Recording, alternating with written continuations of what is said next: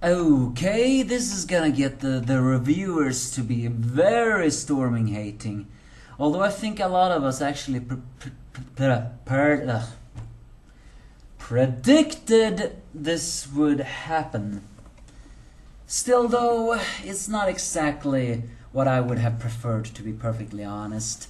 No, I would have preferred if he had stayed dead. Not because I wanted him to stay dead, mind you, but only because that people craves despair, and in the end despair is the only thing that makes people stop complaining! Still though, not exactly the most satisfying way to end this extremely over-the-top Black Clover chapter. But I guess we'll have to make do, won't we? Well, I'm pretty sure a lot of people are gonna drop Black Clover right here and here because they feel like it's too bad. The Younger Enemy from the Despair Reviewer. First of all, Radius pulls back Patri's soul, this time in an own body. And you know what? There's just one thing I have a problem with that on, and that is, why can't you just give him back his regular face? I'm tired of seeing Lich's face on Patri's body, and even his voice. Give us the Patri's face instead. He pulls him back, not actually for a goodwill, simply because that after everything you do, I will never forgive you, so therefore everything you do, you have to think about me. So Radius pulled him back, not so he can atone for his sins, but mostly because, well, he just wanna pay him back. So, well, Radius never changes. So with that though, it seems that the two are free elves now. And by the way, for some reason, Raya looks younger this time. So either way, well, William finally hugs Patri and saying that for a long time I'm very glad to meet you. And he also has to apologize, so he wants Yami to take him to the Magic Emperor's body. Elsewhere, the Magic Emperors, the Magic Knights all help the different wounded people different way, as Mimosa and Noel tends to Asta. And indeed, the Magic Emperor detects that it is a devil inside of Asta, but still not exactly known there. Noel and Mimosa do not know yet who these people are. Asta tells them, and he actually discovers that Sekre is indeed Nero, but he somehow knew. So he has this one other moments of, oh, I'm so amazed by all of this. So, with that, Lumiere's body breaks down. I'm actually very pissed off about that also. I wanted him to live, damn it! For sealing his body and all that stuff, and he still just couldn't save him.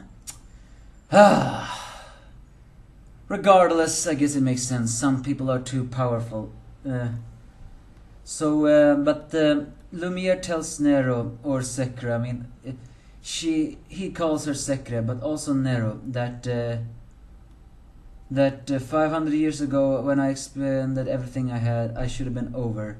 You gave me a chance to atone for this future. So therefore I don't want to close the door on your potential.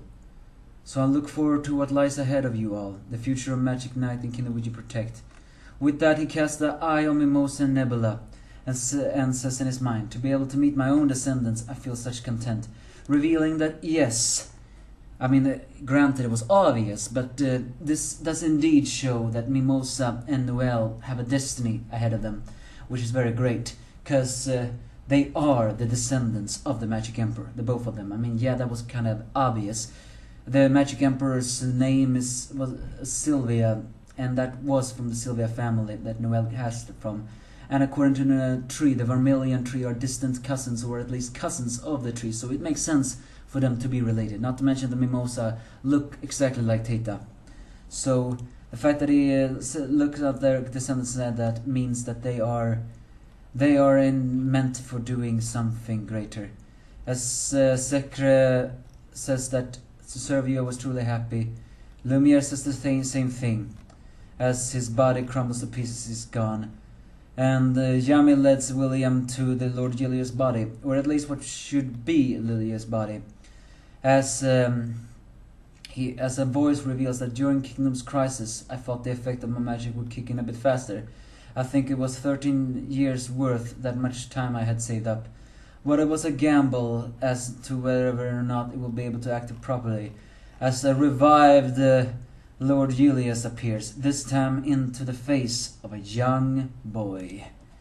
Please don't tell me he has a feminine voice! So, well, either way, yeah, that is exactly what reviewers are going to complain about, because it's going to take away the emotional value that Julius was dead. And for 2 years or so, he really was dead. But in true fashion, he is not dead. I guess it makes sense. The writer is a little bit like a fairy tale, so I guess it makes sense for us. And that former reviewer for a very long time ago, she was right. She said she wouldn't believe that he was dead until, well, they saw it. And somehow he himself pulled him back from the death. I'm not exactly sure what happened, but apparently his time magic was so powerful he could even rewind his years. I mean, granted, I don't complain about that. His power was time! And when you have time powers, anything can happen. You can bullshit that as much as you want. It makes sense. The only thing I complain about is the fact that the complainers are gonna complain about this! You have no idea how much they're gonna complain about doing this. Do I complain? Well, Julius was a great guy. If he's alive, that's fine with me. But yes, it does take away the emotional value. And the fact that Patri has to be revived, with still his licious face, mind you, is kind of annoying. So yeah, not the greatest way to close this arc, I agree. But we'll see, won't we, how far that will happen. The greatest heroes and the greatest, strongest people have all passed away. Nero is now gonna be there. Mimosa and Noel has a destiny ahead of them. Where that waits us next, I don't know. But at least we won't have to worry about who's gonna become the next Magic Emperor, am I right? Because it's clear that as long as Julius is alive, he's gonna continue that thing. Although I wonder exactly how much his power is weakened. Give me your thoughts if you have any.